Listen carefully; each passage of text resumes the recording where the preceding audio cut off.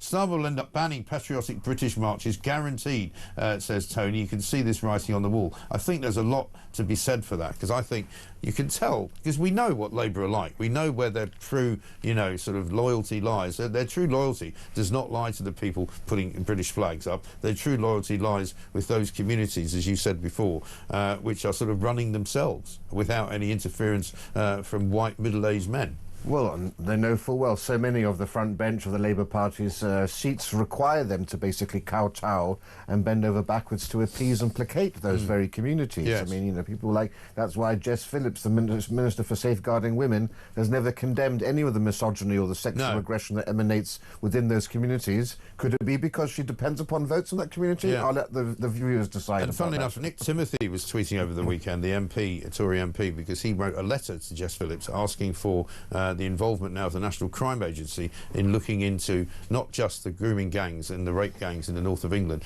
but the complicity by the police, the complicity by certain council officials, which is now, as far as he's concerned, a sort of a criminal conspiracy. And she, of course, wrote him a letter back saying there's no need to involve the National Crime Agency because they've already been co-opted into the investigation. So she specifically doesn't want that to happen.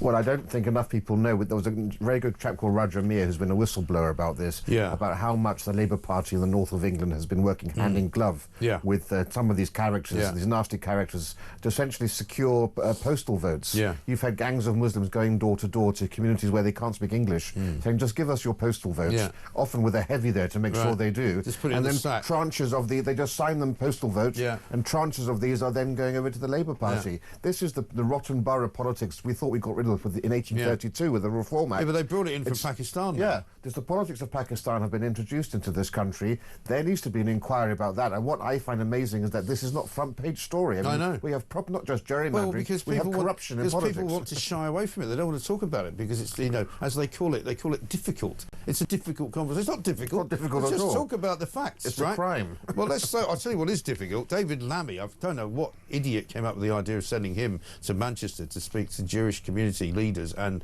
members of the Jewish community after that murderous rampage by Jihad, the terrorist killer. Here he is at a Manchester vigil on Friday. I have great pleasure in introducing our Deputy Prime Minister, David Lammy, and before I do, please, please, please, please, please, we know how we all feel. We know how we all feel. On the street. My children's school was closed today. You have allowed this to happen. David Lammy, you have allowed this to happen. You are all guilty of it all. You have allowed Jew hatred in Manchester on the street. You have allowed it. You are all guilty. You do not want you speaking here today. You do not speak. You defeated. Shame on you. Shame on you. Shame on you. Shame on you. Shame on you. Shame on you.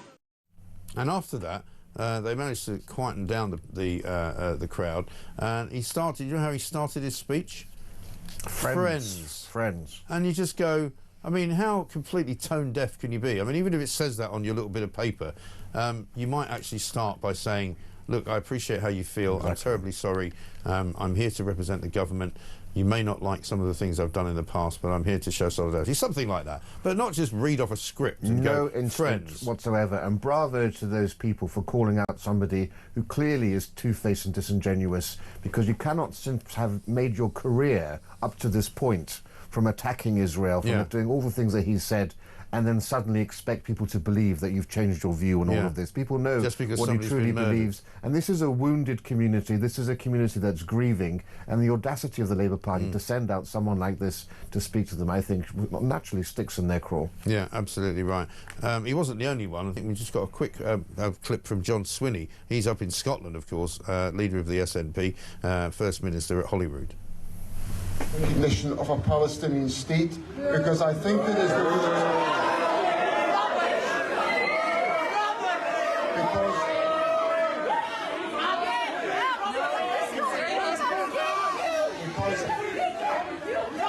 because I believe it. Because I believe it to be the necessary route to securing peace in the Middle East. And all of us. There's a time and a place for these conversations, not on a vigil to mark the second anniversary of the greatest attack in the history of Israel on its people. That shows the fact that they live in these echo chambers where they've never been heckled for saying that sort of stuff. And there they are actually meeting people who are calling them out for once. And we need to see more of this sort of public shaming. Definitely. And of course, you know, again, calling for the, you know, the establishment of a Palestinian state 24 hours after somebody who also wants that has murdered some Jewish people. You know, it just doesn't make any sense at all. Keir Starmer, meanwhile, is going to go to India, Rafe, on Tuesday to meet Prime Minister Modi. It says here he's going to reaffirm the shared vision of India and the UK. Well, isn't it funny that he always tends to fly off somewhere when things are getting hot? Yes. Here, it's worse than sort of throwing a dead cat just to see him fly over somewhere else. We also know that actually it's with foreign leaders that he's the most popular. We know that he gets on very well with Trump. So he's very keen, it seems to me, to be seen with other world leaders who are more popular than he is to try to get some of that glow. But you know, you can only do that for so long. He also tends to go when the weather's not getting very good in this country as well. He's so transparent. People just see through it. It also comes at a time when JLP Partners have put out a new poll just yesterday, 6,000 British adults, and it was 26th September to 3rd of October, so it covers pretty much the period of Labour Party conference, right? And it says, of the following, who do you think would make the better Prime Minister? And I'm afraid Nigel Farage is now leading it. 35% Nigel Farage, 34% Keir Starmer, 31% don't know. This contrasts with back in March, Starmer had a 10-point lead at 43% against Nigel Farage's 33%. So he's lost effectively a 10-point lead. Yeah, and this was the last poll that showed Labour in a good light. So everything else they were failing, but in terms of being Prime Minister, Starmer had a slight lead. That's completely gone. Just goes to show that reform is unstoppable, because there's another poll out showing that even if the Tories replace Kemi Badenoch, any of her replacements, including Robert Jenrick, would fare worse against Farage than even Kemi Badenoch herself. Yeah, I mean, Tory Party conference is not looking terribly like a good place to be at the moment, even if you're a leader of the Tory Party, because it's just there's just nobody. And I saw that Kemi Badenoch's speech yesterday, she was making it in front of a sort of a new slogan about strengthening borders, and you just think, you're having a laugh. Well, the thing is now, you know, the Tory Party is now in the same territory as the Lib Dems and the Green Party. They can say whatever they want to. They can make any promises they want to, because nothing's ever going to happen with any of it. You know, it's the centenary of Margaret Thatcher this week, actually. And that just goes to show you how great the fall of the Tory Party has been. But they've got a big exhibition at the Tory Party conference with some of her dresses, and I think there are more dresses of Margaret Thatcher than there are people attending the conference, actually. I think that is the problem, isn't it? Absolutely dreadful. The BBC has banned the words mate and sweetheart. Probably not surprising. Page 13, I think it is. Yeah, apparently the BBC is banning its big name stars from using terms of endearment such as mate, sweetheart and silver fox in an apparent crackdown on free speech. Freelancers must fill in passports which warn against microaggressions, such as comments on people's accents or remarking on curly hair. Well, I have a habit of calling everyone my dear, or calling ladies my dear, so I think maybe that's why I don't go on the BBC as often. That would be one reason, it could be another reason. Really? What would that be? I don't agree with you. I mean, you can't be going on there. They don't like what you're saying. No, but you know what? It's when you go to a place, especially if you're an outsider, you're coming into a TV studio, it puts you at your ease if someone is calling you dear or sweetheart in the makeup department or just the staff around there. I always find it very endearing. And it's also uniquely British. I know when foreigners come over here, they love the fact people are calling them sweetheart or dear. It's part of the character of this country. Exactly right. Especially London. And to tell people, because it was only recently, wasn't it? It was only last year with Sadiq Khan.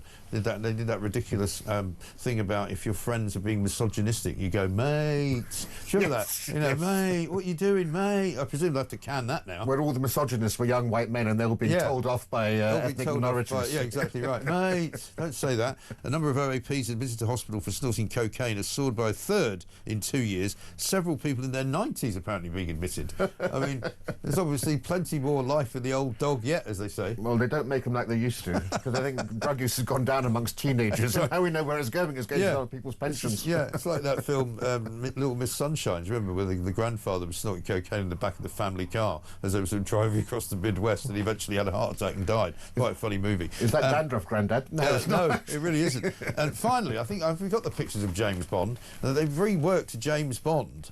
So apparently all of the posters for old James Bond films, which normally show people like Sean Connery, Pierce Brosnan, and even Daniel Craig with guns in various ways, shape or form, they've airbrushed the pictures to take the guns out. It's the man. So James Bond is a man with no... The man with a missing gun. Yeah, there it is. So there's the first one with GoldenEye, holding a big gun with a bit of a silencer on the end, Pierce Brosnan.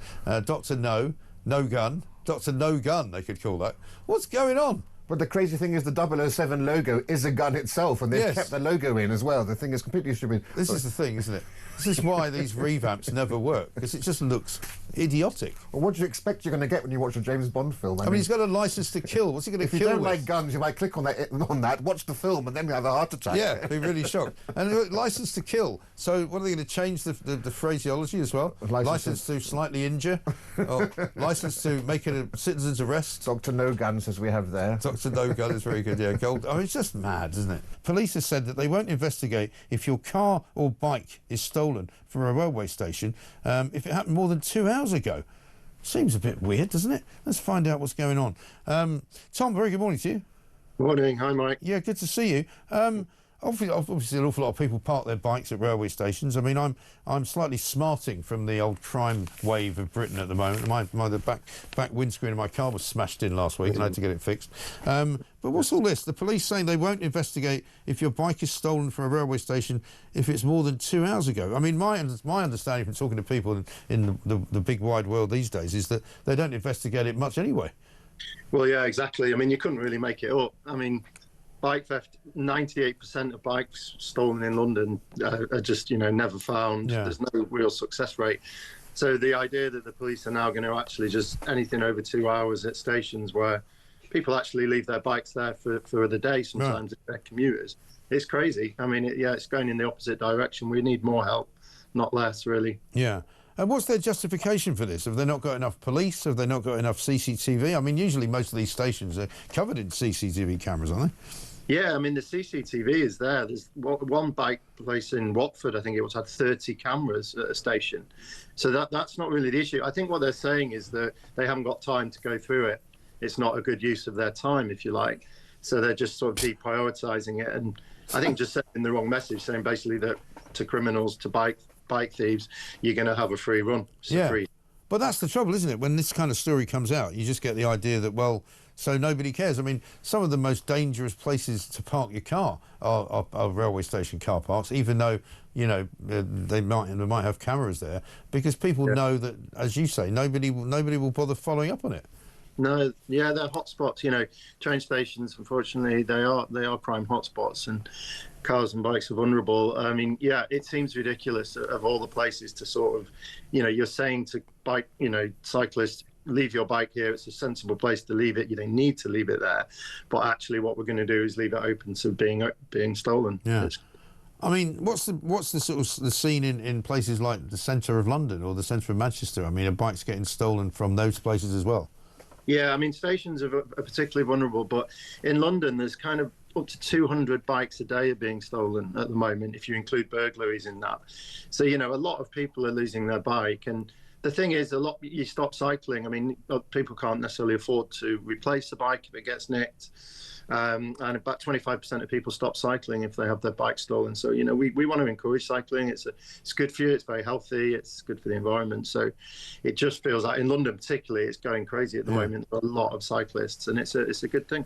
And do the bikes disappear, or do they just get used by the person that nicked them? Do they get resold? Because, I mean, the other problem here is there must be people buying stolen bikes if there's a demand for them.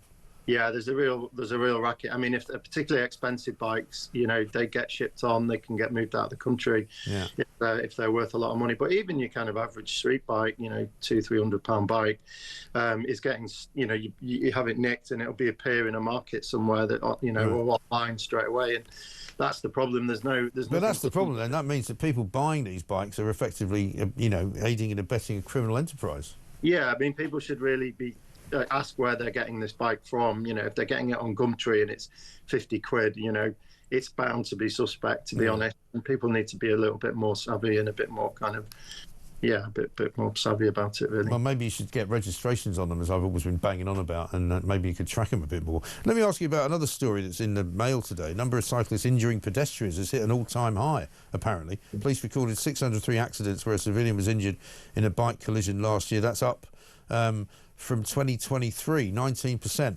I blame the way the roads have been redesigned, you know, because particularly in London, I see people all the time stepping off a bus in one of these traffic islands and then walking to the right and then suddenly getting hit by a guy on a bike.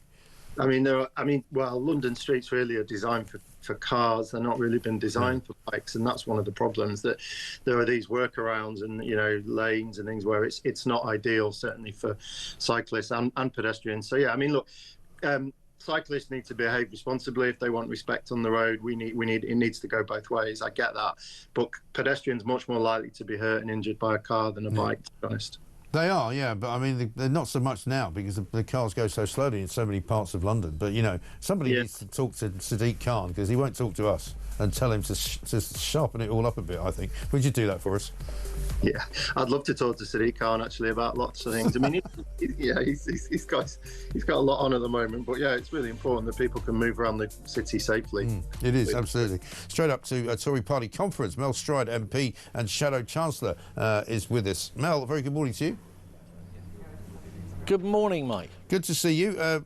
Protest in Manchester, protest in London, protests all over the place. Now Shabana Mahmood's talking about clamping down on protests, but I'm slightly concerned that she might decide to start clamping down on all kinds of protests.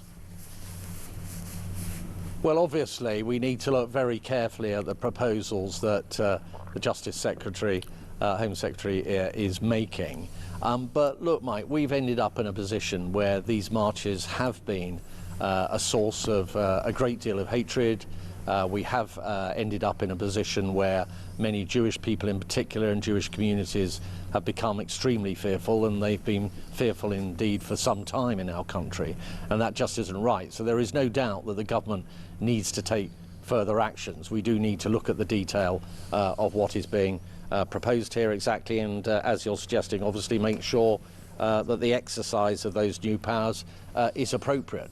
But we do need to do something about a situation which really is deeply unsatisfactory. Yeah, and it's causing all manner of different problems up and down the country, not least that terrible event up in Manchester last week on Thursday, where a crazed Islamist terrorist was able to, thankfully not able to get inside of a synagogue, but was able to get through the gates of a synagogue and just start stabbing people because they were Jewish. You know, what has happened to this country?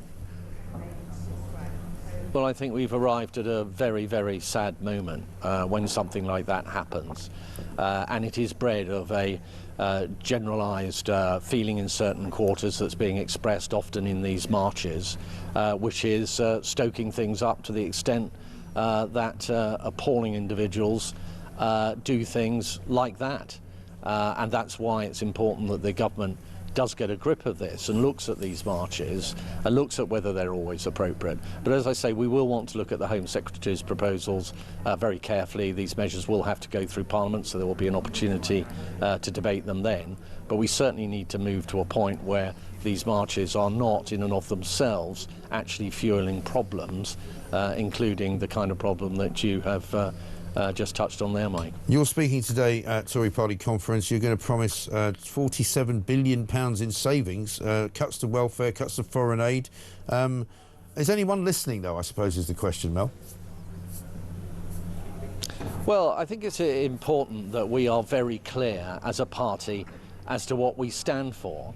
And people have been saying to date, well, we need to see the policies. I don't think anybody by the end of this conference will be able to say they don't know what the Conservative Party stands for. We're talking a great deal here about issues around stopping small boats and illegal migration, and Kemi has made a very important announcement about withdrawal from the ECHR, for example, but also the economy. We are a country that has been living beyond its means, and we have a Labour Party that is in denial on that and borrowing and spending and taxing like there's no tomorrow, and we've got a Reform Party which is peddling fantasy economics, promising everybody everything they want to hear, but not really coming up with any clear plan as to how they're going to deliver or pay for it. And we've got to be the grown-ups in the room. So what I'm going to be saying today in my speech is that we do need to get a grip of debt, the servicing costs on that debt, and that means getting a grip on government spending. And that then allows us, in turn, to make the kind of choices around things like tax, particularly around tax and business and growth, that can get the economy moving. But we can no longer continue in the way we are, living beyond our means, because I'm afraid that will end up in a very dark place if we do. Well, do you know, the Labour government said they were going to be the grown-ups in the room, so maybe you might want to come up with a slightly different slogan, because it obviously doesn't work for them. One final one for you, Mel.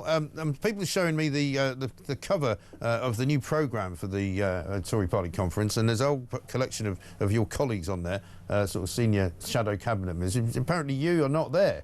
Why is that? Did you miss the boat? Well, that was that was because when that photograph was taken, and I believe it was pre-arranged at a particular time, I was in the United States. Actually, I was in Nashville, and the person I was meeting was Arthur Laffer, who, as you will probably know, is the man who is all about lower taxes, and I was discussing with him how we get taxes down and the importance of doing that to growth and getting a lower tax economy. And I think that was probably more important than being on the front page of a brochure.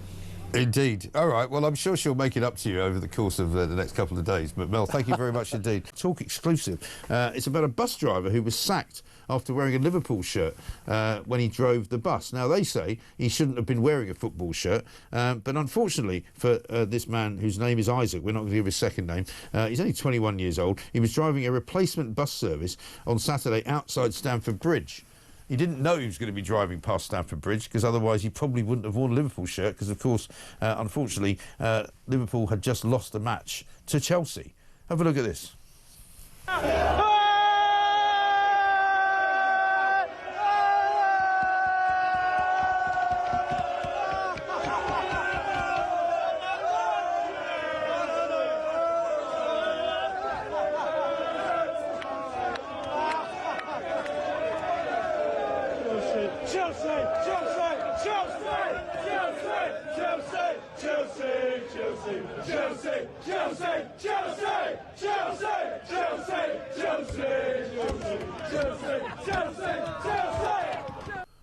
Now, poor old Isaac's inside the bus driver's cabin there, looking rather bereft, wearing a Liverpool shirt, surrounded by Chelsea fans. Chelsea just beaten them 2-1 on Saturday afternoon. But much to his chagrin, he obviously wasn't expecting to then get fired as a result. Let's talk to him now. Isaac, very good morning to you. Good morning. Good to see you. I mean, you must be the unluckiest guy in Britain. You know, you put on a Liverpool shirt and you end up driving past Chelsea when they've just been beaten. And, I mean, they can't have been beaten by Chelsea very often, but that particular day, you're there, it's getting stuck in. Tell us about it. Right, so for me, unfortunately, I put a Liverpool shirt on that day. I hadn't actually known the route I was going on as well, to be honest with you. Literally, I just did it on the day. Right.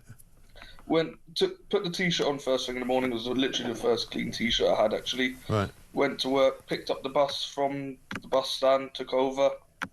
Went round the corner, the bus company controllers had checked over my documentation and made sure I was okay to drive and everything like that. Right. They visually saw me and saw I was wearing what I was wearing, and obviously they asked me if I knew the route, to which I said I hadn't known the route. So they provided me with a map. Yeah. All of us are provided with maps when we do rail replacement anyway. Right. So I followed the map, and as I was following it, I went through like Fulham Broadway, everything like that, went past the Chelsea Stadium, to which I realised that is the route I'm doing, but I'm already wearing a Liverpool shirt, so that's how it's going to be the whole day. So as I was doing it back and forth about a couple of times, it got to the evening, and that's what happened. In the evening, they all came out, and they all came and surrounded my bus. They saw me driving it, and they went up to me and did that. So they just all came to me there. So nobody told you before you got on the bus you can't wear a football shirt to drive the bus? No one had a problem with it. No one told me, cover it up. No one told me any of that. It was literally just go on, carry on doing your thing. Right. Just carry on driving the bus, I suppose. Yeah. They weren't too fussed about what I was wearing. No. And what was the rail replacement that you were replacing? What was the railway you were replacing? What railway line wasn't running? Right, so it was the district line. The district line that so was on a match day, to Wimbledon. So on a match day, when Chelsea are playing, which is in any play, pretty much the only way you can get there is on the district line. They've shut the district line. Brilliant. Oh no, that's TFL for you. There's no common sense in TFL nowadays. Absolutely right. So at what point? So when you got back to the depot, was that when they fired you or what? No, so it happened the next on Monday morning. They sent an email over. My agency did. Right. They sent an email saying regarding the events on Saturday, the 4th of October. Right. We will be dismissing you due to a uniform policy. All right. So did they see the video or something? Yeah, the video has circulated all over social media. It went rapid, like all the platforms it went on, and they told me that the bus company had also seen it as well. Right. So, a few million people have seen this now. Yeah, it's been all over the place. I've been waking up seeing it. I've had my friends, my family. It hasn't ended. I didn't think it would go so big, but it's quite a surreal experience, I suppose. Yeah, absolutely right. But you're still wearing the shirt today, though, so obviously it hasn't traumatised you too much. No, it hasn't traumatised me at all, to be honest. I saw the funny side of it when I was watching the videos, but when I was sitting in that cabin, at that time it wasn't so funny. Like, I was holding the window shut because the window on the driver's side is meant to lock from the inside, right? But it didn't. So I was literally holding it shut. You can see on the video there, I'm talking to someone who's opened it from the outside, right, briefly, and then I'm holding it shut afterwards. Right. I mean, the chanting. I realised that Chelsea fans were able to. Yeah, I was going to say the chanting seems relatively good-natured. It's not as if they're being really horrible, though, right? They're just chanting Chelsea, right? Oh no, that's their only chant. They have no other chant. That's what they say. Well, Chelsea, Chelsea. They might have. And so, I mean, what are you going to do about losing your job? Are you going to appeal that, or what are you going to go work for another bus company? What? Well, to be honest with you, I'm quite tired of working like a TFL bus operator. I've worked for numerous TFL bus operators now. I don't really like it anymore. I'm looking to transfer over to coach work. Looking for a good coach company now who looks after their staff. To be honest, I don't see any care in TFL anymore. I don't think it's being operated correctly. Maybe in the near future, under a different mayor, probably, then we could see better light in TFL. But at the moment, there's no common sense in the operation whatsoever. You're not a fan of Sadiq Khan, then? No.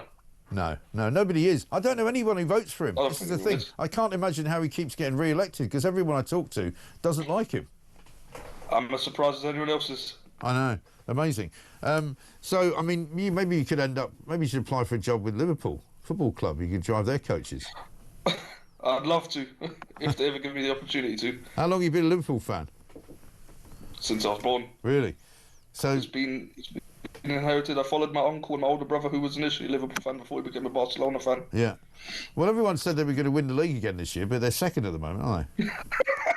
So what's going wrong? It's Arsenal and Liverpool again, I think. Yeah. Yeah, what's happened to Man City? What's gone wrong with them? Oh, I won't even talk about Man City. Yeah. I saw their downfall last season, to be honest with you. Yeah. And it was quite funny. I was very surprised. It was quite funny. Guardiola, he lost the plot, to be honest. Yeah, I know. So you think Liverpool are going to do it again this year? 100%. I hope so. Yeah. All right. Well, listen. Good luck with the job search. Let us know when you get a new job. We'll come and see you. Oh, okay. We'll do. All right, Isaac. Thanks very much indeed. Isaac's only 21. He's been fired from his job already for wearing the wrong type of shirt. But it was fine when he got in the bus. It was only after they saw the video of all the Chelsea fans having a go at him that he got fired. Doesn't seem right, does it? Is 3 asylum seekers, rioters, yobs who have been locked up for longer than the sex assault migrant who they were protesting against in the Bell Hotel in Epping. Dean Smith, Stuart Williams and Martin Pegram jailed for 6 years combined, were the first people to be sentenced for violent disorder outside the Bell Hotel in Essex just a few weeks ago. They were amongst around 500 furious locals who descended on the migrant housing where Ethiopian Hadush Kebatu was living on July the 17th. He was basically recently sentenced to a year last month after being found guilty at the trial of sexual assault. Let's talk to Simon now. Simon, very good morning to you. Good morning. I guess there will be a reason why you can tell me that these three violent protesters were locked up for longer than a man who committed sexual assault against a 14-year-old girl, but it doesn't really make any sense, does it? Well, the reason for it, the primary reason for it, is that the three protesters who were sentenced yesterday were dealt with in the Crown Court. Yeah. And in the Crown Court, the maximum sentence for violent disorder is 5 years. Mr. Kabuti, he was dealt with in the Magistrates' Court. He was tried, he denied the offence and was found guilty. Yeah. But because he was tried in the Magistrates' Court, and the magistrate who heard the case decided it wasn't serious enough to send to the Crown Court, the maximum powers of sentence that he had was 12 months, right, which is what Mr. Kabuti got. So by keeping the case in the Magistrates' Court, by definition, the maximum sentence that could be imposed was limited. Right. And so why would he not think it was serious enough to send it up to the Crown Court? Because any offence that can be tried either in the Magistrates' Court or the Crown Court, the Magistrates' Court has to make a decision as to which is the more appropriate court for it to be heard in. Right. Sexual assault. So what's the threshold for that, though? Well, you look at the factors. There are a number of factors. First of all, the age of the person who's sexually assaulted, the nature of the assault, whether it's overclothing, underclothing, and so forth. And then you make a decision as to the seriousness of it and which court it should be allocated to. I mean, you might argue, case, or I might argue, that anybody under the age of 18 or 16, it should be considered the most serious offence, surely? Well, obviously the age is a relevant factor. In this case, it was, as I understand it, a fleeting touch over clothing on the thigh, which would put it towards the lower end of the scale of seriousness for sexual assault. And so it's not entirely surprising from a lawyer's point of view that it was kept in the Magistrates' Court. But as I say, the consequence of that is that you are, by definition, limiting the sentence that can be imposed. Yes, but that's why I think it's incorrect. I mean, you know, it's only my opinion, but it seems to me that if you're trying to sexually assault, and it may well be that it was considered minor, but it might have been considered minor because it didn't get to where he eventually wanted it to get. He was also trying to kiss several other younger girls as well. And I would have thought any offence involving a minor should be considered very serious. Well, they are serious, of course, but as I say, with the way the law is at the moment, and of course it's entirely a matter for Parliament whether it wants to change it or not, sexual assault is unlike rape, for example, which has to be tried in the Crown Court, because sexual assault can cover such a wide variety of actions. The law says that it can be tried either in the Magistrates' Court or the Crown Court. Yeah, no, I get that. What about these three men? Would they have been subject to that same kind of decision-making process? Would they have turned into a magistrate's court, or did they go straight to a Crown Court? They'd have gone straight to the Crown Court, because violent disorder under the Public Order Act can only be dealt with in the Crown Court. Right. If they'd been charged with a fray, it could have been dealt with in the Magistrates' Court or the Crown Court, but because it was violent disorder as a result of the numbers involved, then it had to go straight to the Crown Court. Numbers being what? You mean in terms of the numbers of people? Yes, because for violent disorder, the offence requires the involvement of 3 or more people in the disorder, and that's the difference between a fray, which can be committed by an individual, and violent disorder, which has to be committed by more than one person. But they weren't necessarily acting together, were they, from what I can see?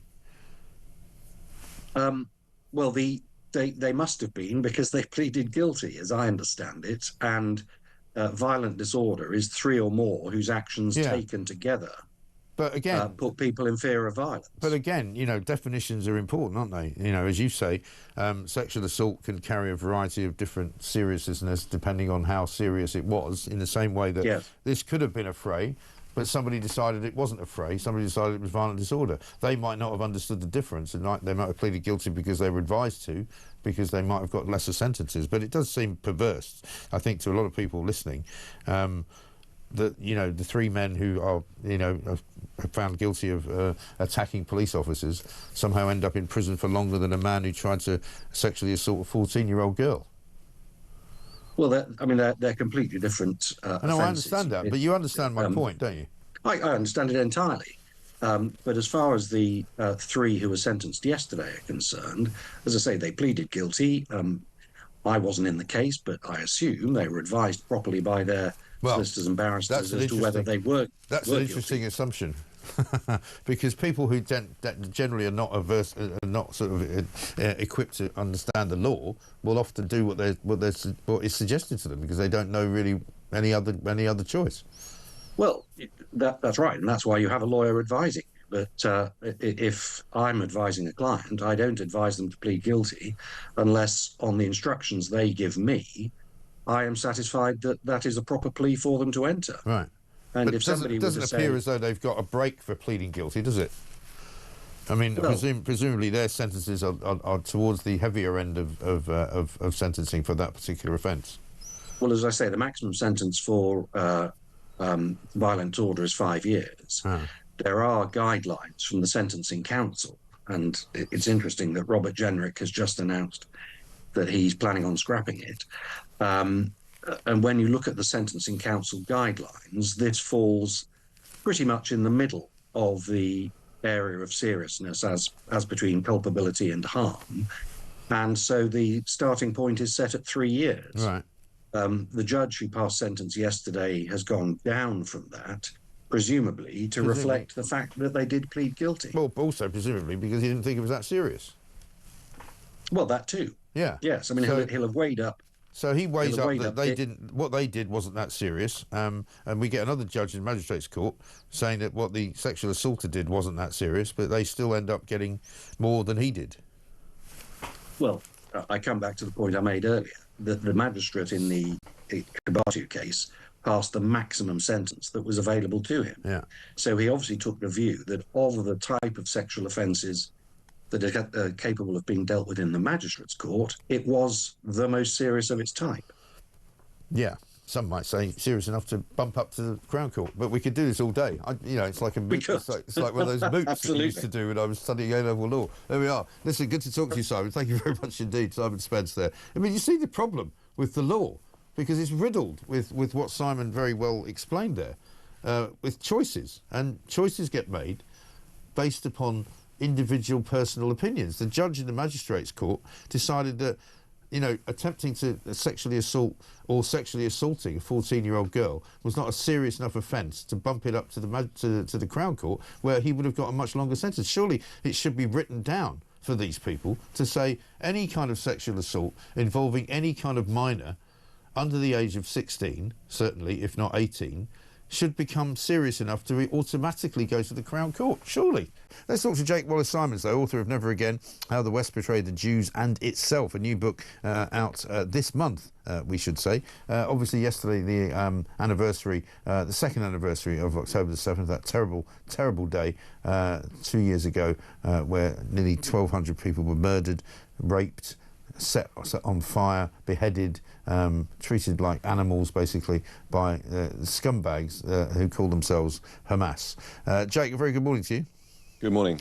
I was saying earlier, I was quite surprised that Keir Starmer didn't actually appear at any point yesterday.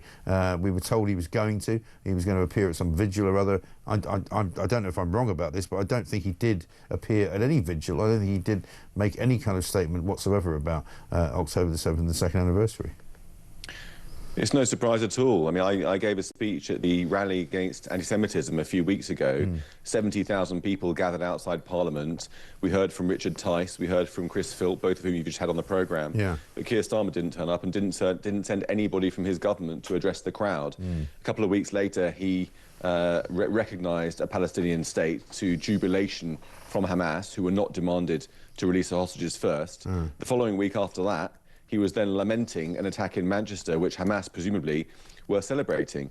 And yesterday, October the 7th, rather than see commemorations led by the Prime Minister of that awful jihadi attack against not just Israel, but the civilized world, we saw London and other cities being defaced by Palestine protests, there's no other word for it, celebrating those atrocities. If you cast your eyes over to Berlin, a lot of the monuments, public monuments, were lit up with the Israeli colours, with slogans supporting the hostages, bring them home.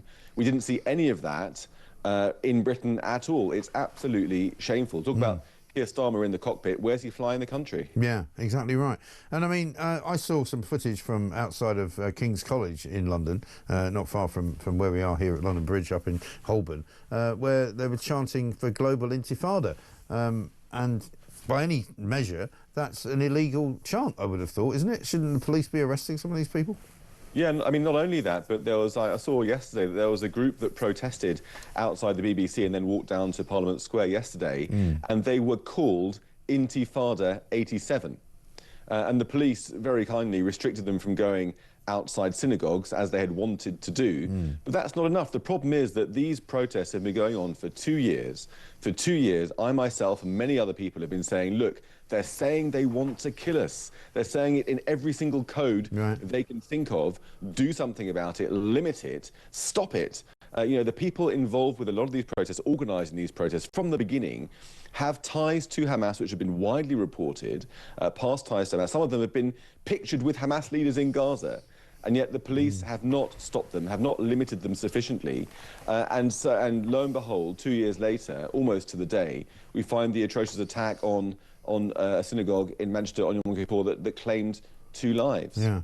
I know, it's quite extraordinary, isn't it? We also learned yesterday that the woman who was pictured, we featured this yesterday on the show, pictured cutting down yellow ribbons in North London, in a place called Muswell Hill, which is quite a Jewish community, really. She's been named as Nadia Yalom from North London. She's a Palestinian PhD researcher and artist. It says Palestinian Jewish. I'm not quite sure if that means she's from Israel or not. But she claimed the ribbons were condoning genocide. And again, I don't know whether the police are going to be attempting to question her or what they're going to do. I mean, I think the part of the problem is that, you know, this is not an isolated phenomenon. Obviously, she's a radical. She's, you know, it's not normal for someone to go out and take down, you know, gestures of support for innocent hostages. That's not normal. But it's part of a phenomenon that's spread across Britain and the West, which is that we've been brainwashed. You know, even last night I was having a conversation with friends on our side of the argument who were saying, yeah, but Israel kills lots of women and children. I mean, it's these sorts of messages that Hamas has successfully got out through our complicit media, largely, and through the UN and our political classes. They've succeeded in brainwashing people to think that actually the problem is not Hamas, the problem's Israel. And that's the message that the Prime Minister gave the seal of approval to when he recognised a Palestinian state without asking the hostages to be released first, as if Israel is all the problem here. And actually, you know, we need to begin to re-find our moral compass and stand behind the democracy that's under attack from jihadism, because they're coming for us next. The Muslim Brotherhood is where Hamas comes from. The Muslim Brotherhood are active in this country. We've had jihadism on our streets. Unless we wake up, we're going to see more of this, more blood on our streets coming from the same source.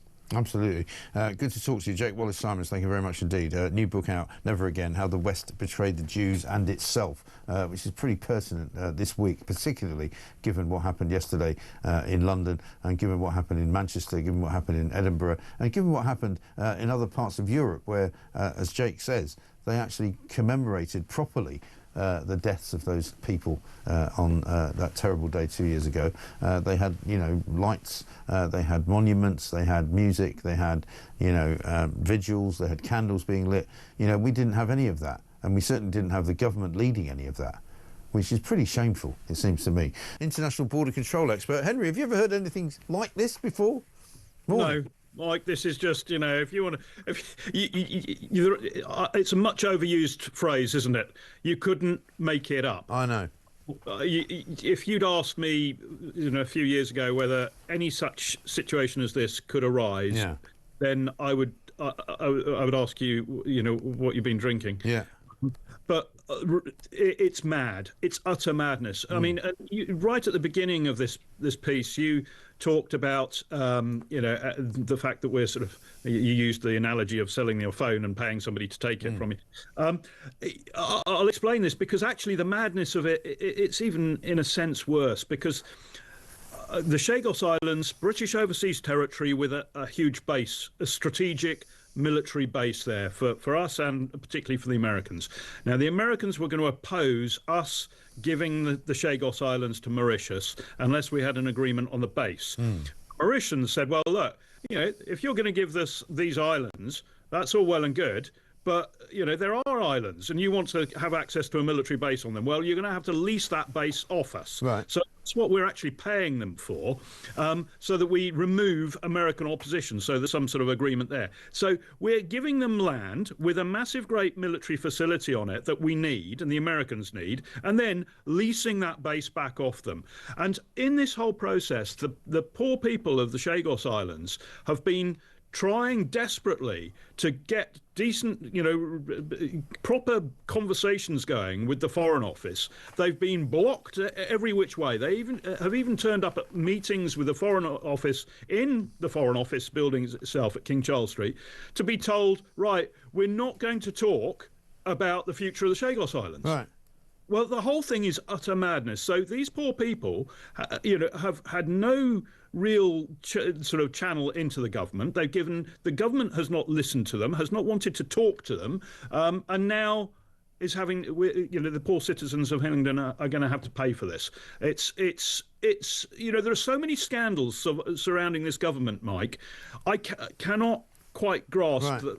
But also, is this not also a sort of a stain on the Home Office? Because the Home Office appears to be involved in all of these scenarios, right? I mean, we just heard from the Councillor Steve Tuckwell, that they've got thousands, possibly as many as 3,000 illegal migrants staying in the Hillingdon area, because Heathrow obviously has, you know, a very high concentration of migrant hotels for one reason or another, right? But that's the Home Office that are making those decisions. The Home Office are paying these ridiculous contracts to people like, you know, Clear Springs and to Serco. You've then got the Home Office also making a decision on people who have got British passports, who come here from the Chagos Islands, who've got a right to be here, but who are treated as if they are somehow criminal. But so the criminals get treated like they're not criminals, and the people who come here who are not criminals get treated like criminals. How does that work? I know, and the whole thing is just such a mess. The asylum seekers that you talk about in the hotels, okay, people are being moved out of the hotels, but as your previous speaker, the councillor from Hillingdon, was saying, they are just being moved into other accommodation. It's called dispersal accommodation in local council areas. Now, it's not saving money. It's not doing anything apart from appeasing people who've said, right, we need to close the hotels, whilst there's not been any other plan in place to accommodate these people. Now, these poor people from the Chagos Islands who've come over, they sort of fall between the stools, because they're not really Home Office responsibility, right, because they're not asylum seekers. They're not being processed by the Home Office. They're full British nationals, British citizens, so they are effectively homeless people. That falls on the council to deal with, but it's a result of a central government decision that, you know, the government can't explain. And it's worth mentioning with that, you know, why is the government doing all this? Well, it's a very interesting question, isn't it? Because we've also got the Chinese spy case that has just fallen apart. Christopher Cash, a parliamentary researcher formerly, Chris Berry, a teacher, both prosecuted and taken to court for spying for China. Well, that case has fallen apart because the government refuses to acknowledge that China is a threat, despite countless security service, MI6, Met counterterrorism, and everybody else, you know, and parliamentary committees reports all saying that China is actively pursuing hostile espionage against the United Kingdom. The government's refusing to do this. Now, who's behind this? It's the Attorney General, Lord Hermer. Lord Hermer. Yeah, his name comes up all the time in these cases. Talbot, very good morning to you. This is an area that we could sort of squeeze in, I suppose, in addition to talking about the homeless problem in this country. You know, obviously many people who are homeless have got mental health problems. They'd probably like to work, some of them do. And do they get enough help? I don't know. I think it's about what you do with the help and what sort of help it is. I think, particularly when we look at the welfare bill at the moment, which is just growing and growing, I'll upset some people. My nan used to talk about how people could sometimes be mollycoddled and aren't prepared for rejection and tough times in a way. And we need to normalise resilience a little bit. And I wonder whether some of the payments that are made in PIP and other sort of benefits for those that are suffering maybe more mild symptoms of anxiety could be diverted into, would they benefit from talking therapy more and other stuff to get them through that and then back into work and whatever else it might be. I mean, this government talks about trying to do that, but I'm not sure they've got the right attitude to it, because they've said already that the people they're going to try and get back to work won't include those who say they're suffering from anxiety. And, you know, I get it. I mean, I've got teenage kids, you know, sometimes I browse with them about all sorts of things and say, you know, you've got to be more resilient. You've got to understand, you know, oh, I applied for a job, but I didn't get it, and, you know, I'm no good. It's like, well, no, you're not no good. You just didn't get the job. That's it. You know, go and get another job. Go and try for another job. You know, try and just keep trying until such time as you get to succeed. And I don't know whether we were. I mean, you and I are not exactly the same age, but I mean, in my time when I was a teenager, you just kind of kept going. You just going, well, all right. Well, you don't like me. I'll go and try that guy over there. That's what my mum used to say to me. You know, she says, if you don't ask, you don't get. You got to put yourself out there. She says, if you're not out there, people don't know. And listen, it's hard. I've been on both sides. I'm one of the 1 in 4 that struggled with depression. You've been homeless, haven't you? I've been homeless. I struggle with depression. I think a big part of it is feeling like you've got a purpose. Yeah. And I think that's where maybe the struggle begins, because you've not got a job. You maybe feel like you haven't got a purpose if you haven't got stuff outside of that and other things. And it's easy then to get into that pattern of like, I haven't got a job, I don't have to get up, I'm just going to carry on. And also I'm getting a benefits system paying me not to work, and I'm all right. And in many ways, because the benefit system is broken, it's in very unfortunate cases you can earn more, unfortunately, not working than you can do working. That's the travesty of it. Right, exactly right. The story today is about the number of homeless people who died last year, apparently reached a record high, which is pretty shameful for this country, really, isn't it? It is. I mean, it's 1,611, and the real kicker here is that's devastating on all levels, but 11 of those, that 11 were kids. Yeah. I think 6 of which were babies and hadn't reached their first birthday. Right. This is it's a travesty of human potential, Mike. Absolutely. These are human lives that could go on and do great things, and we'll never know, because we're resigning people to spending essentially their whole childhoods in many ways sat on the end of a bed in one room, eating their teas off their laps in front of a TV with nothing else to do. Yeah.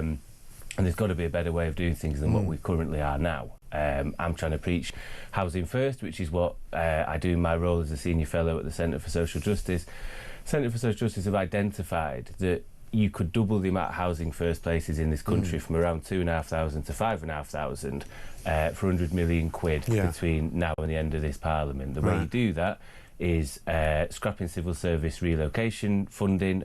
Civil servants can get paid up to 14 grand to relocate out of Whitehall somewhere else. Yeah. The other way is to take 5.5% of the rough sleeping prevention and recovery grant and 20% of the homelessness transformation fund. That money's already there. The only bit you're taking that's new is essentially the civil service stuff. Housing First flips the current model on its head. What we currently do in this country is treatment first. So we can try and get you into accommodation, mate. You're currently homeless, but if you're a squaddy with mental health issues, you need to go and get some counselling first, or maybe if you've got an alcohol or drug issue, you've got to kick that first. My argument is always, it's hard enough to do that anyway. It'll be even harder if you're on the street. Right. Therefore, Housing First does what it says on the tin. All you have to do is stay with the tenancy. Yeah, the only stipulation is you have to maintain that tenancy. Right. So we'll give you that shelter, you get that housing, you get that accommodation, and then you get the wraparound care to come with it. It's a dual process, and it works. Yeah. So the last Conservative government, in fairness to them, put forward pilots, went on for 3 years in Manchester, Liverpool and the West Midlands. 80 to 94% success rate of people staying in those tenancies, and some potentially moving on to private tenancies. And of course you say that, you know, the money's already there, but, you know, when we see how much money we're spending, and I don't want to make it an either or, but the money we're spending on the migrants coming in, who are being given hotel rooms and we're spending billions and billions of pounds, millions of pounds, I think £6 million a day, I think we're spending on it, and you just think, you know, I don't say don't, you know, obviously I mean, I would rather we didn't have to do that at all, but, you know, find some money to help people in this country who are already suffering. No, I agree. Right? And listen, this is literally, the money's already there. If you look at London in particular, I think it's £5 million a day on temporary accommodation. That's not just migrants, that's 130,000 families that are in temporary accommodation today. Right. And at the moment, the government has already spent close to £1 billion in just over 12 months. Yeah. So there's 10% of that, and it's sticking plaster methods, whether that be increases to discretionary housing payments or making sure there's shelters during cold winter months. We need to be looking more long term, and the proof's in the pudding really with this sort of stuff. Worth noting as well, these developers that haven't wanted to build houses. If we had net zero migration since 2010, we'd still need 2 million houses. Wow. That's how bad it is. So if you have that increased pressure from immigration as well, it's even worse, obviously. But we need houses in this country. Yeah, we do, absolutely. Not very clear why Keir Starmer went to India. Can you see any reason why he should have gone there at this particular time? Well, clearly, with the economy in such a desperate, dire state due to the choices that this government and the Chancellor in particular have made that have been entirely ruinous, he's out for whatever gains he can get on the trade front as possible. And, of course, he's made some gains, I suppose, around university access and setting up campuses and things. But it's all very small change when you look at the terrible condition that the economy is in, with high inflation, high living costs, unemployment, and now at a 4-year high, and heading into a budget at the end of November with great uncertainty as to what taxes this Chancellor is going to be raising. But clearly taxes are going to be going up again. Yeah, and we're also told this morning that senior doctors have warned the NHS is in a state of emergency, despite having been given £25 billion by Rachel Reeves. I mean, you know, how much worse is it going to get? Well, this is one of the big blunders of many that the Chancellor made, was to think that by putting lots of money into some of these areas of government, they would get instant improvements. In fact, what happened particularly with the NHS and other areas is, of course, they put a lot of money in, but a lot of it has just gone into inflationary pay rises because no productivity requirements attached to, for example, the settlement at 22% for the junior doctors, or indeed 14% for the train drivers. They were just given the money, but not expected to become more efficient. And, you know, this is the kind of outcome that we're seeing here. One of the things that people are concerned about on this show this morning is what Keir Starmer said yesterday. Let me just play you a little clip of what he said about digital ID and ask your opinion. One of the things on digital ID that I do think we need to emphasise and make the case for, frankly, is the great benefits of digital ID. You can see from Estonia the speed with which people can access services that are available to them, which have been transformational, and there's great enthusiasm in Estonia for it. Here in India, I think it's 1 billion people have digital ID. It's been taken up on a voluntary basis in huge numbers, not least because it means that you can access your own money, make payments so much more easily than is available with others. So I think now we need to go out and make that case of the huge benefits that this will bring. There needs to be a national debate about it.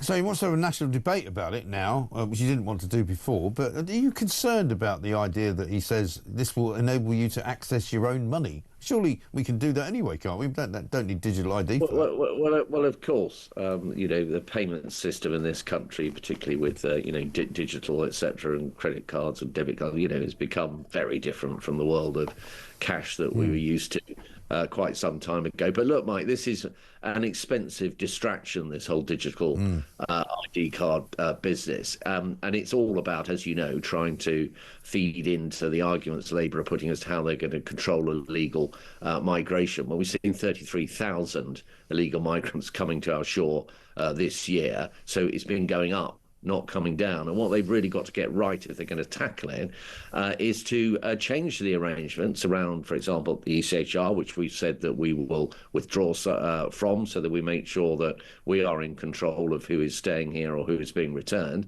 And secondly, having a proper deterrent in place, such that when people come here, they know that they won't be staying here. And until you achieve that, you will not break the gangs and resolve this problem. And this government is really just doing next to nothing, tinkering around the edges with these deals with France that aren't working and so on and so forth. And that's why we're in the terrible mess that we're in, I'm afraid. Well, that's right. I mean, we have told, I think, they've stopped announcing it now, but they've sent something like 20 people back to France on this one in, one out. And meanwhile, about 3,000 people have come since they announced the plan. Yeah, which is no deterrent whatsoever. You're exactly right. A handful of people have been returned to France in exchange for others coming back the other way. But in the meantime, of course, as you say, vast numbers of people have come. And as long as the situation persists, that people know that if they pay traffickers money, they can get across the channel, they can come to our country, and by and large they're not going to be intercepted and returned, then I'm afraid they're going to keep coming. And that is the simple lesson this government is failing to understand. And what's your view on, obviously the big story this morning on the front page is all about the peace deal in Israel. It seems as though Donald Trump, effectively has done a remarkable job of bringing the people around the table. It looks as though the hostages are going to be released sometime on Monday or Tuesday. Britain seems to have been completely bypassed. It's almost as though Keir Starmer has made us an irrelevant country when it comes to global affairs, because Donald Trump clearly didn't want anything to do with Britain. The Israelis clearly don't want anything to do with Britain, given the way that he recognised Palestine as a state, the way that David Lammy threatened to arrest the Prime Minister, Benjamin Netanyahu, if he came to Britain. It's a kind of shameful place for Britain to be, isn't it?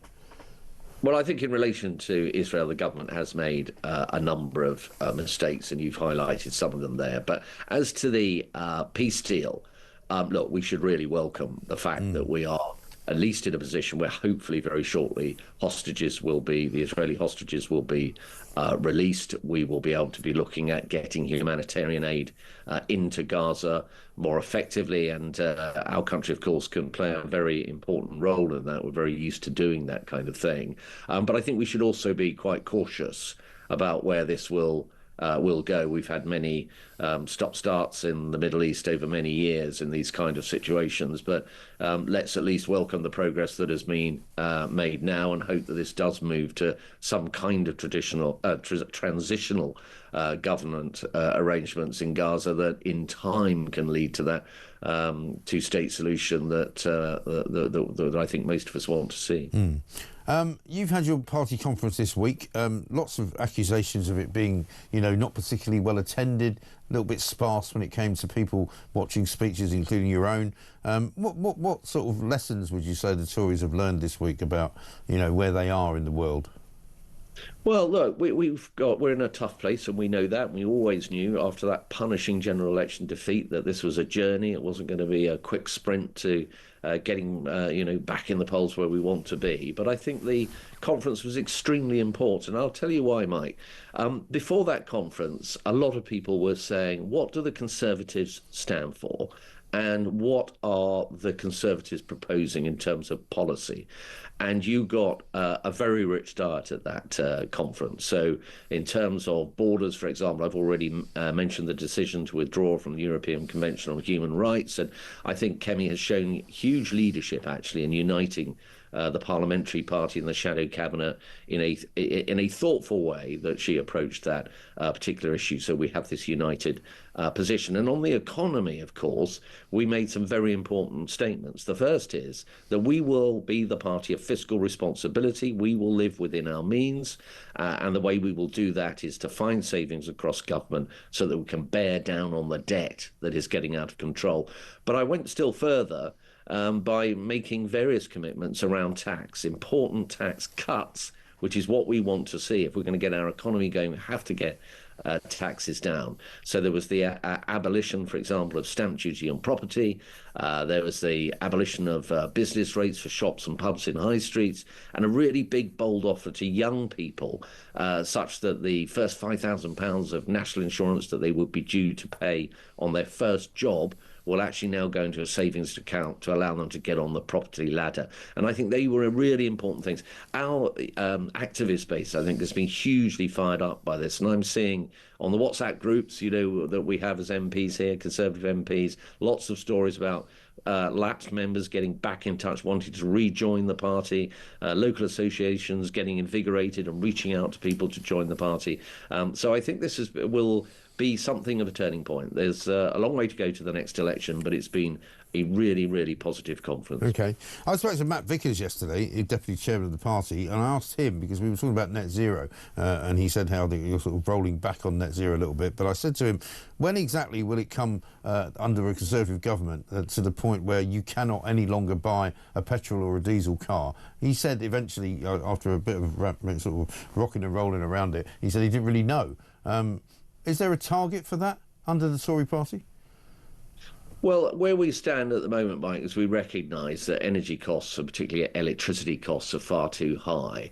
Now, you can, this Labour government has, by bringing in subsidy payments and carbon taxes and all of those things that load up bills and load up the price of electricity. That's the approach that they've taken to that area. We say that that is wrong. We should be getting those bills down, not seeing them go up. And as to the transition to electric vehicles, clearly, if you can get the cost of electricity down, that is a good driver, if you're, pardon the pun, that is a good driver of getting electric vehicles sold. But what we don't think we should be doing is relying on all sorts of subsidies and the tax system, which basically load up costs on people. So is there a point at which, it was 2030 under Boris Johnson at one point, that was going to be pushed back to some stage, because, it's coming up to 2026 now.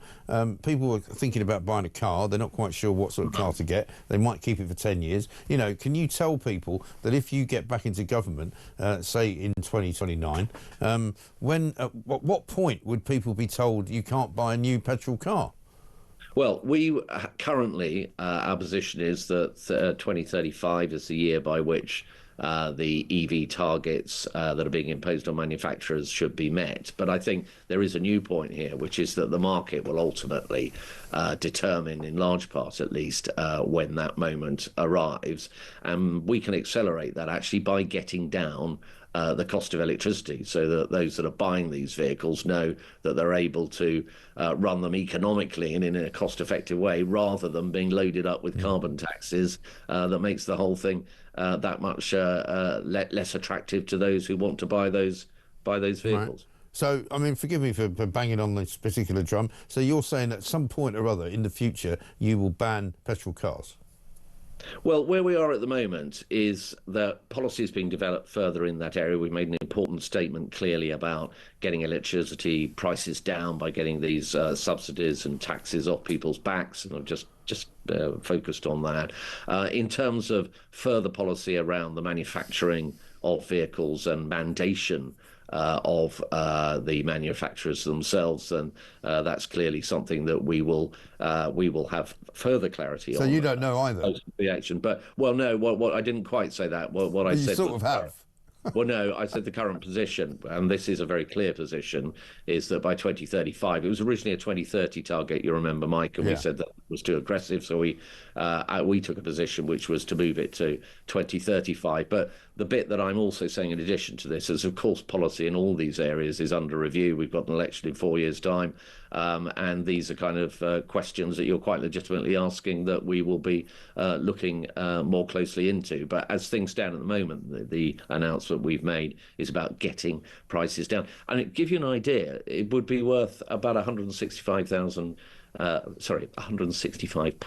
per family saving through the measures that we've announced, or if you're a pub, on average about a £5,000 reduction in your electricity and energy bills for running that business. So I think Claire Coutinho and her team have made some really important announcements here. Yeah, absolutely. Let's ask Benedict Spence what he makes of it. Benedict, very good morning to you. Good morning, Mike. How are you? I'm very well. I mean, my sense on this, I know it's not the big story of the day, we'll get to the peace deal in the Middle East, but the ID card story, which he's kind of let slip during his trip to India, is slightly troubling, isn't it? Because it's not very clear, one, what it is that it's meant to do, or two, who's going to access it, who's going to be in control of it, and how you're supposed to operate with it, if you like. I mean, just fundamentally, it's, a major sort of project that our government has shown over the last couple of years, in whatever form it may take, it's not necessarily capable of doing. I mean, given the sheer number of data leaks that this government has had in the last couple of years, this is not something at all I'd feel confident in leaving in their hands. Very sensitive information, all of which, of course, we're being told is going to be done online, supposedly, to give the implication that that shows sort of ease of use. That's a sort of an overarching fear that I have, that it'll be incredibly expensive and very complex to roll out, and naturally, given that it is the British government, they'll botch it anyway. And then, of course, as you say, you looked at what it is, and it is an infringement on our civil liberties, and it's going to be talking about, who can get a job, who can get access to certain services, who can get access to certain benefits, who can do all sorts of things. And what's being done there is it's being spun to us as, well, this will help us to tackle illegal migration, which, you know, you kind of sat there going, no, there is a way to tackle illegal migration, and that's to stop the people from crossing the channel in the first place. Why is it that the rest of us should have to have our civil liberties infringed upon and have a form of serfdom brought back where we, the people who were born here and live here and pay our taxes and work hard, effectively have to seek the permission of people? That is what an ID card is. You're seeking the permission of somebody to get a job, to get NHS treatment. Actually, our society is based on trust.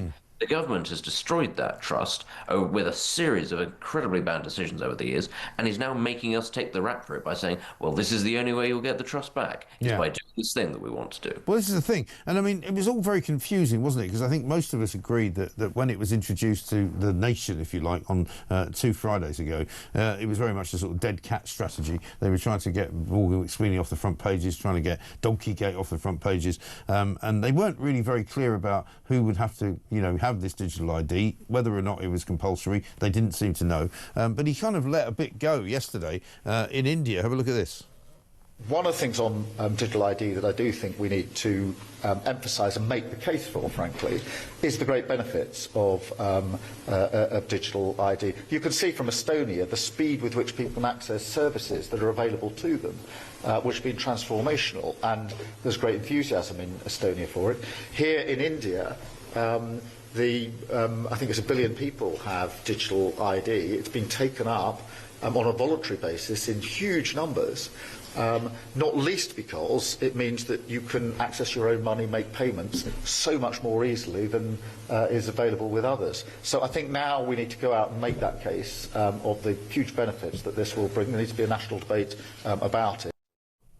So he wants to have a national debate about it now. He didn't want to have a national debate about it before. We've never had a national debate about it. He never put it in his manifesto. He says that you'll be able to access your money. Well, I can already access my money now, thanks very much indeed. I mean, that's a staggering comparison to say, oh, well, it's very popular in India because you can access your own money. Right. As you say, everybody can access their own money. Like, what's he planning on doing to stop us from accessing our own? Yeah, right. The other example he gives is Estonia, a country of 1.3 million people. He doesn't actually say what the services are that it allows them to access. But again, I shouldn't have to have a digital ID thing to access the services that I already pay taxes into. I'll put it this far. A form of ID, your passport, is often needed for all sorts of things, fine. But we already have those. And what that isn't is a way of saying whether or not you have the credit score to be able to do these things, which is effectively what this is. It's simply a question of saying, right, is this your address? Yes, it is, fine. But honestly, what a very strange 2 comparisons to pick, Estonia and India, especially seeing as there are other examples that he could have picked. He could have chosen Germany. I wonder why he's not choosing Germany, because Germany has a huge problem with illegal migration, and digital ID hasn't done anything to stop that. No. Because of course it won't. I mean, there's no way. How can you give digital ID to people who you don't know who they are? You know, exactly. People getting off a boat and you go, and what's your name? Mohammed. All right, here's your digital ID. Great. I mean, what does it mean? Well, especially seeing as the whole point with half of those people is that they throw their own ID over the side of the boat on the way anyway, because they know that if they don't have ID, it's harder to deport them. So, like, what on earth are you going to do? You can't prove who these people are. You're not going to deport them anyway. What are you going to do? Sort of give them a digital ID that says placeholder, or for the purposes of your stay, until we work out who you are, your name is, I don't know, John Smith. I'm going to have, 50,000 of those every year sat there. What do you do with this information? Yeah, honestly, and the thing is, of course, with this, half of those people who are coming here, they don't plan to work legally anyway. So this idea, oh, well, it'll stop them getting jobs. It's not like they're all going out to work at Tesco or something like that. None of them are doing that. They're working in the gig economy. They're working illegally. Or they're here to just take money for no work at all. This is what I don't understand. Like, how is that going to stop any of this? Exactly right. The big story today, obviously, Benedict, on the front page is all about the Middle East. Front page of the Telegraph, we have peace in the Middle East. Blessed is the peacemaker. Front page of the Daily Mail. Trump celebrates the art of the everlasting peace deal.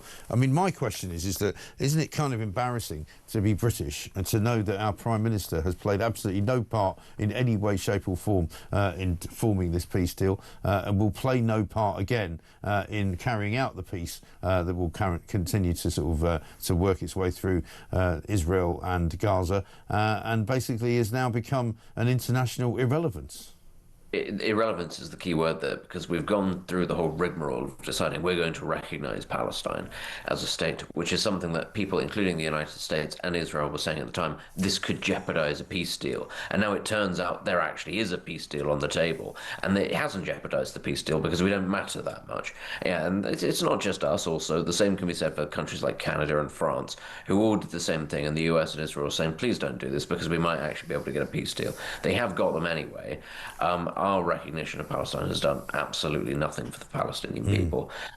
You have to say it's sort of amusing, but Donald Trump has proven once again, despite being told that he is Satan by sort of every liberal politician and journalist in the Western world, he has managed to make more progress on this single issue than a legion of presidents and prime ministers from time immemorial. All the efforts of the United Nations, all the efforts of all of these great statesmen who sort of sit and harangue and condemn Israel and say, there must be this, there must be that. None of that has achieved anything. All it's achieved is Donald Trump, who just wants a peace prize. He just wants a Nobel Peace Prize because Obama has got it. With that sole bit of motivation, he has managed to achieve more than the raft of Western diplomacy has since the foundation of the State of Israel. Yeah, absolutely right. And he's also blown apart a great big hole in the United Nations. Let's have a look at him talking at the UN just last month. In a period of just 7 months, I have ended 7 unendable wars. They said they were unendable. You're never going to get them solved. Some were going for 31 years, 2 of them, 31, think of it, 31 years. One was 36 years. One was 28 years. I ended 7 wars. It's never happened before. There's never been anything like that. I'm very honored to have done it. It's too bad that I had to do these things instead of the United Nations doing them. And sadly, in all cases, the United Nations did not even try to help in any of them. And of course, the other problem that we're going to have over the next sort of weekend, if not longer, is the Palestinian marchers, who will no doubt continue to march around London and Manchester and various other places, because it's not about free Palestine, is it? It's about let's kill all Jews and let's get rid of Israel. Yeah, I mean, for a couple of years now, 2 years now, every time it's all about, oh, the genocide, this genocide that's happening. And the second that a solution to this genocide is put on the table, all of them go, wait, no, don't stop it after all, this isn't what we wanted at all. And you're kind of thinking, all right, maybe it isn't, because that's a strange thing for somebody who thinks that there's a genocide going on to say is, wait, no, don't stop it, we have to continue it, because otherwise we don't get what we want. And it does show you, I'm afraid, the thinness of the argument, and frankly, just the thinness of the attempts to veil the anti-Semitism. That's gone now. I don't think there are any attempts to hide it. It is simply an issue of not liking Jews, hating Jews, and not believing that they have a right to exist. And they've tried their level best to give that veneer of tolerance, veneer respectability, by saying, oh, look, well, we have about 7 Jews who have also come on this march. That shows that we're not anti-Semitic. Nobody's believing it anymore. And these things will keep going. I don't think they'll keep going in the same numbers as they did before. It'll be, I think that a lot of the energy will fizzle out. But I think one of the great takeaways from this 2-year period, awful takeaways, is that anti-Semitism has been given an acceptable outlook now in this country, and a lot of anti-Semites now know what it is they can get away with without the authorities intervening to stop them. Yeah, I think that's absolutely right.